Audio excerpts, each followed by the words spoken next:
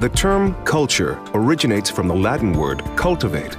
Communities are generally made up of people who share cultural characteristics.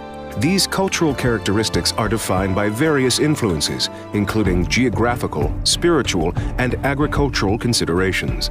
Certain cultures impose distinct limitations or boundaries that make them unique. The purpose of this program is to introduce you to the most interesting and unique cultures from around the world.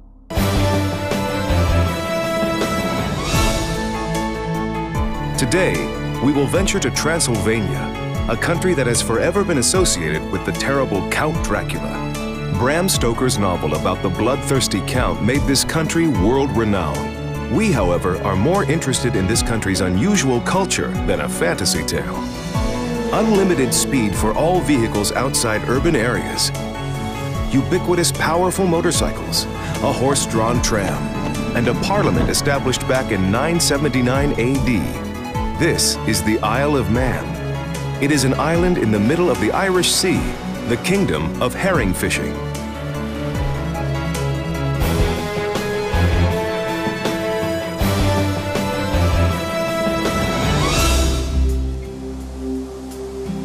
Transylvania, also known as Siben Burgen, takes up the entire western part of Romania.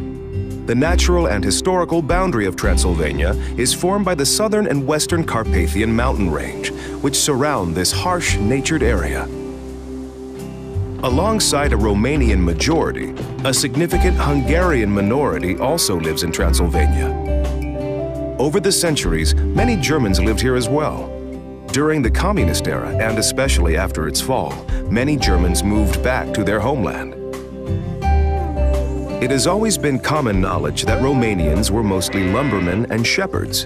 Hungarians were blacksmiths, and Germans were mostly farmers or merchants. The herd of sheep seen here belongs to the Muzin. The sheep are of the Zucana breed, a type of sheep that gives good wool and plenty of milk. A female can weigh up to 100 kilos, and a ram even more.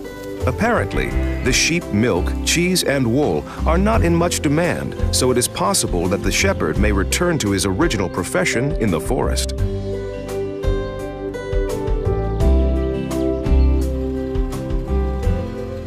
The potato farming seems a little more promising. It is very likely that none of these sacks will make it to the market, but will be distributed among the relatives that have come to help with the harvest.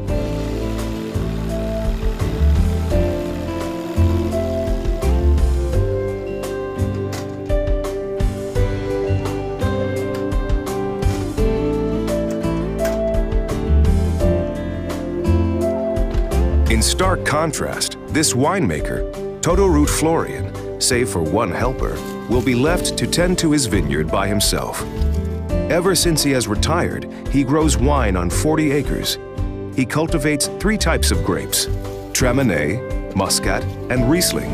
Unfortunately, the harsh conditions do not favor wine cultivation. As a result, he is often forced to mix the different types, just as his father once did to acquire a drinkable blend.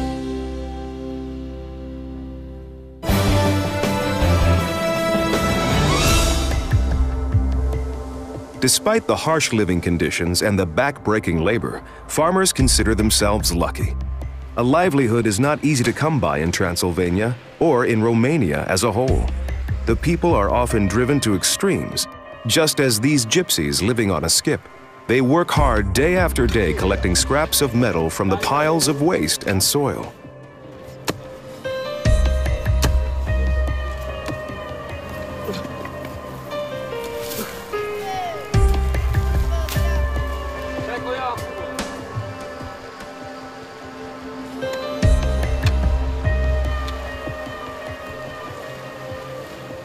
On a good day, they collect about 10 euros worth of metal, which they transport to collection points in their decrepit carts.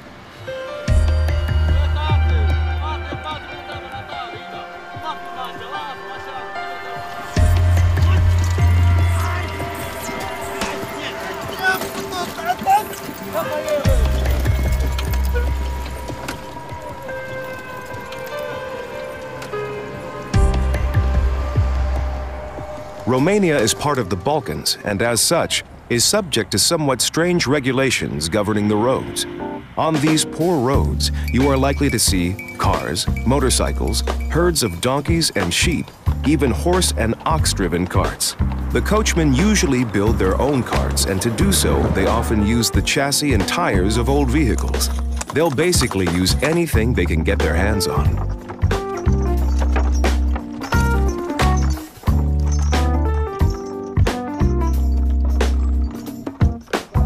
There are no limits to fantasy. Look, is that an ox-driven cart that resembles an armored vehicle? Not bad for a homemade effort.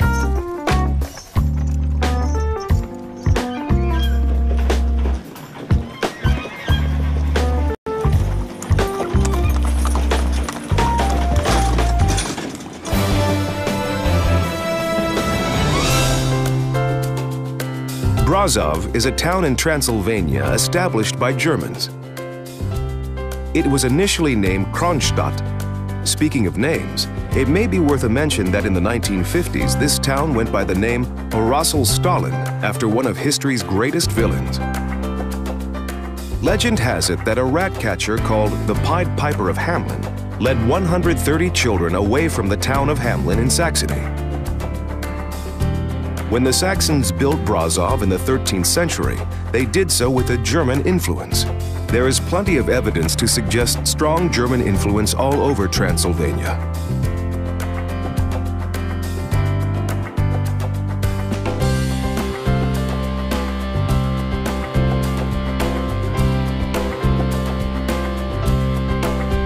A great example of this German influence is this well-preserved stone fortress with beautiful wooden courtyard balconies. It could easily have once served as a hideaway for a whole village.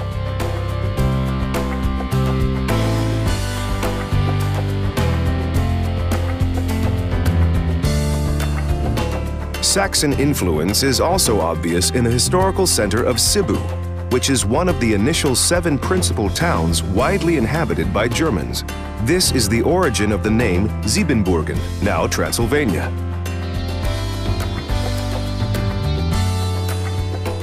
Today, it is one of the last strongholds of the disappearing German minority.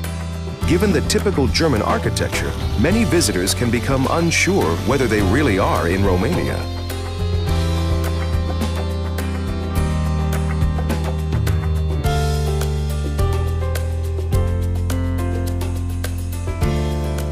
Sibu was awarded the European City of Culture for 2007. Here, culture had to enforce itself. Despite its 400-year tradition, this theater group has no choice but to rehearse in an old factory in order to maximize its budget.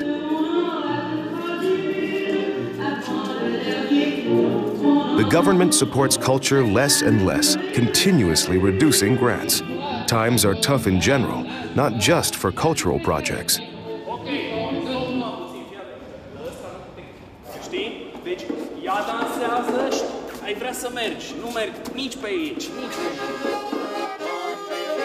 The gypsy bands have better things to worry about than government grants.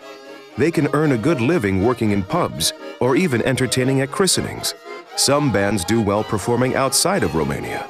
In a pub, requesting a special song will set you back 100 euros. This is not the case of these gentlemen who seem to be torturing their unfortunate listeners.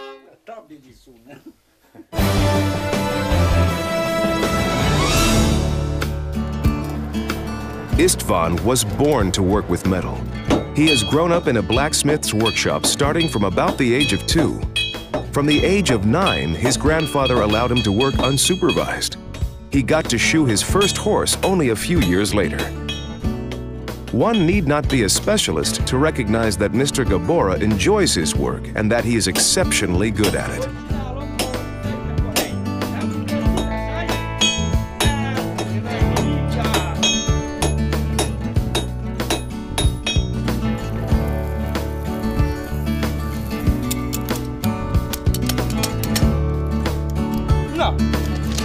He certainly has had many opportunities to fine-tune his craft in the village of Viskri.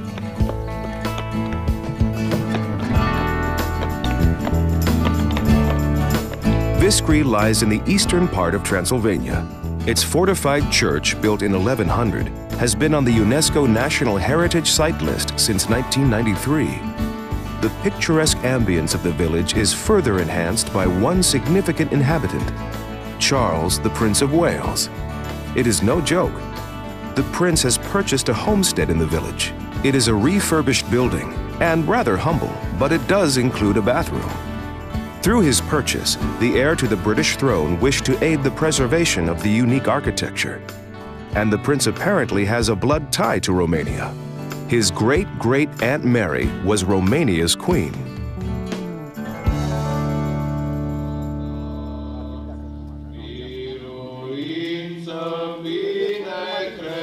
The church is an integral part of any Romanian village. It is the traditional center of the spiritual and social life of the village community. Parastas is an important part of it. It is a mass usually practiced by Eastern Christian churches to commemorate the departed. Parastas is usually carried out on the day of the first anniversary of the death, but it can also be held a few years onwards. Following the Mass of a deceased father, the bereaved proudly pay the priest. They are given kolac, a bread-like bakery product, and a glass of schnapps to toast the departed.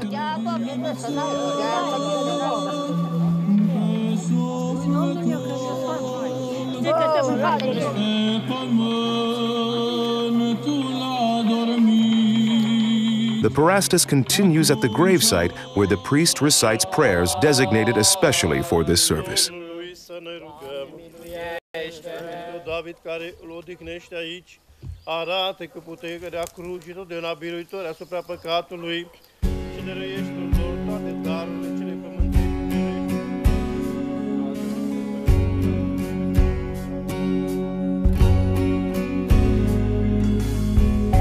This is the region of 7 castles, many legends, and the echoes of times long gone. It is a harsh country with battle-tested existence, yet it remains unbroken. La Revedera, Transylvania. A different nook of Europe lies ahead. Same continent, so many differences. We are off to the Isle of Man.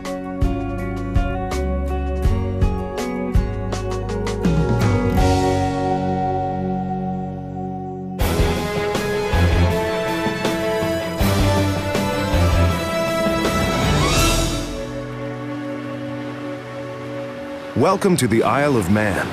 It is a tiny bit of land in the middle of the Irish Sea surrounded by 7 kingdoms: Northern Ireland, Scotland, England, Wales, the Kingdom of Manana, the legendary local little god, the Kingdom of the Sea, and of course, the Kingdom of Heaven.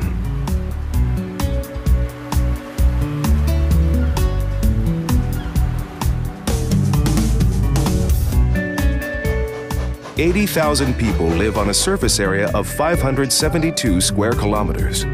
During the 8th century, the island was ruled by the Vikings, then by the Norwegians, who then handed it to the Scots. As of the 14th century, the Isle of Man belongs to England.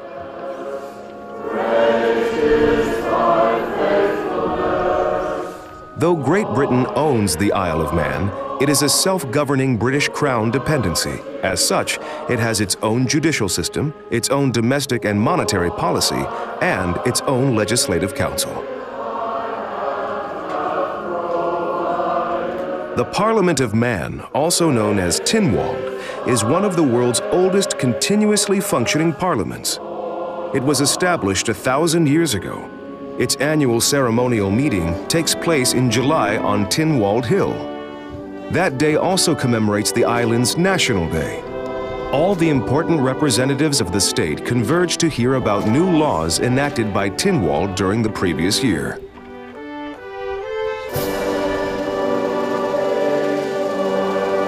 A member of the royal family must be present at each of the ceremonial annual meetings to make sure that the Queen, the official head of state, remains well informed about the direction in which the territory is headed.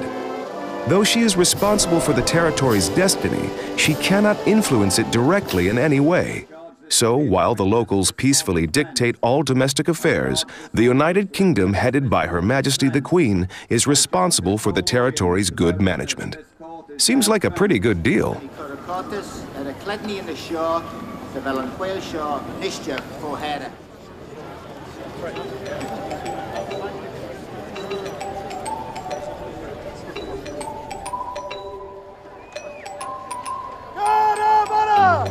By the right, quick march! The Tynwald meets a little more traditionally every other year, in its building in the capital of Douglas, where a quarter of the island's population lives. The island's coat of arms, the Triskelion, is seen on this building, as well as throughout the island. The coat of arms is made up of 3 running legs, bent at the knee and linked in the center. It can be seen virtually on every corner.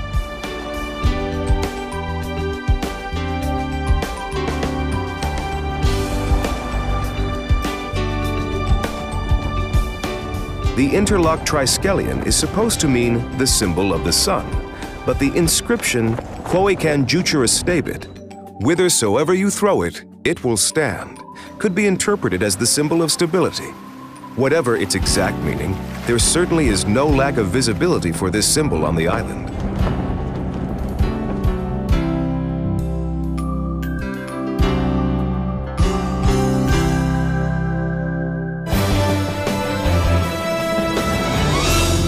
The people of the Isle of Man honor their traditions and their past. The local parliament is an obvious example, but so is the horse-drawn tram, once a symbol of progress, today a pleasant breath of history. It has been traversing this waterfront for over 130 years. It operates within the regulations of modern transportation and is a joy to passengers of all generations. There are no digital watches, only good old hand-wound clocks. The 27-kilometer electrical railway, otherwise known as the tram, is another noteworthy attraction that has been in operation for over 100 years.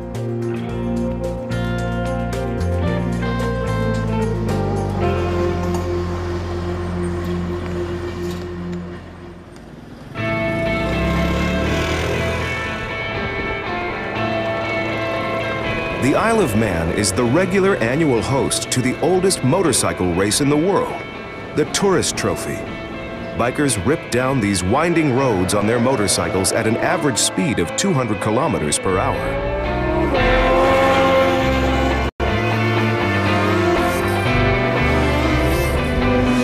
There is plenty of danger lurking on the course. Incredible high-speed jumps, curbs, fences, and stone walls. These difficult conditions do unfortunately claim their victims. The locals say those who passed away did so doing something they loved.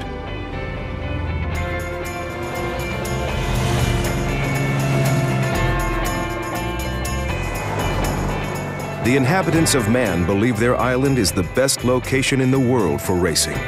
Neither the racers nor the fans are the least bit deterred by the high number of fatal accidents. The Tourist Trophy is considered a part of the cultural heritage.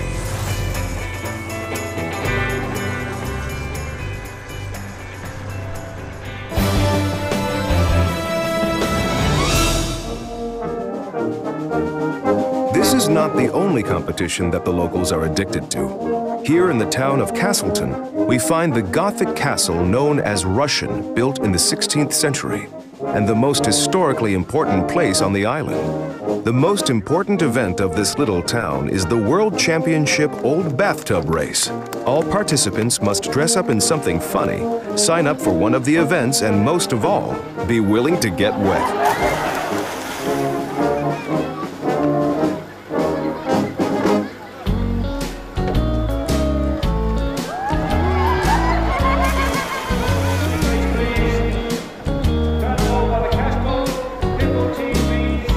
The events include the men's race, the women's race, and the team race known as the snake race. There is also a race involving a rope, judged by accuracy, and a jumping race in anything one can find.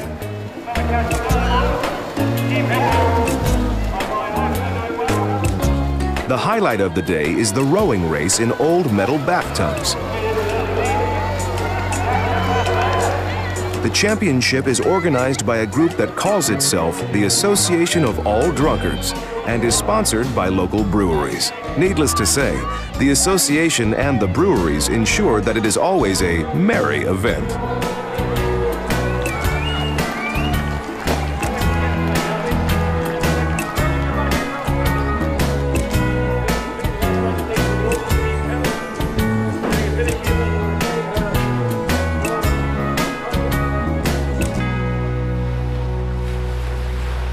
The fish within the Irish Sea that surrounds the Isle of Man are so abundant, it goes without saying that fishing is the island's main source of income. The most common catch is herring, but other seafood, such as scallops, are also plentiful. Queenies, or queen scallops, is the name of the local scallops. These scallops are smaller than the common scallops, but are cheaper and have a less distinctive taste. The locals don't normally indulge in this locally produced fare. The vast majority of what's produced here is designated for export to Europe. As they say, no one is a prophet at home. Apparently, that goes for mussels too.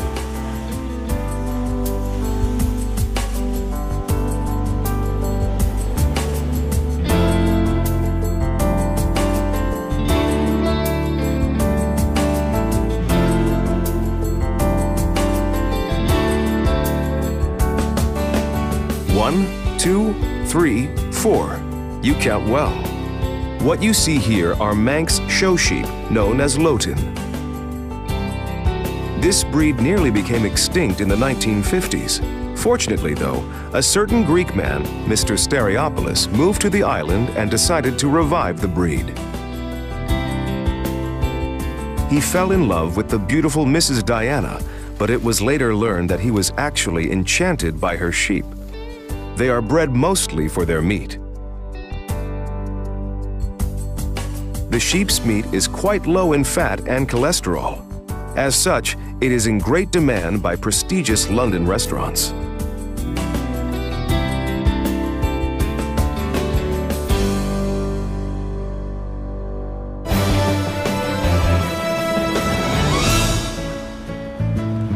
On the island, you can enjoy a proper English pub to your heart's content.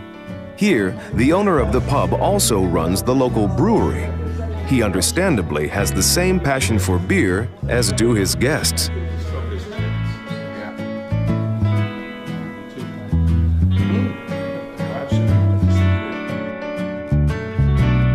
It is forbidden to use blue vitriol, paradisiacal seeds, guinea pepper, and opium in making beer. At least, this is what the ancient beer-making law states. The law was passed because brewers were known to try and avoid the tax man by claiming that in reality, what they brewed is a non-alcoholic drink. Instead, they used narcotic substances, including opium. God bless the wise Tynwald.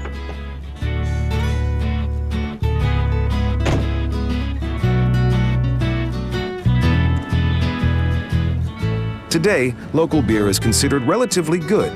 The beer brewed in the Bushes Brewery is a good example. Its quality is underlined by the fact that it is consumed well before it can go bad. The quantity produced is barely sufficient to meet the island's demand.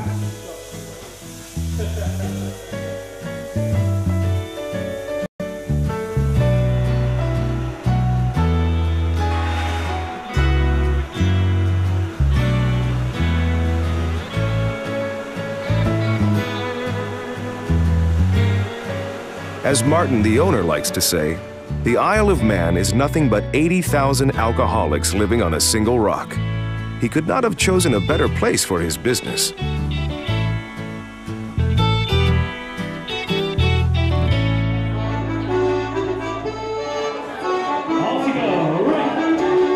Dance parties also add to the brewery's prosperity.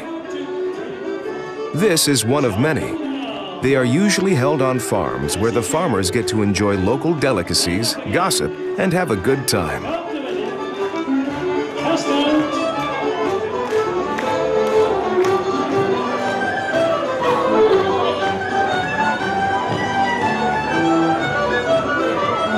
That's the way to go. Life on the Isle of Man is filled with hard work and good times. All this while keeping one's principles in mind and respecting the legacy of one's ancestors. The Manx are justifiably proud of their unique island country.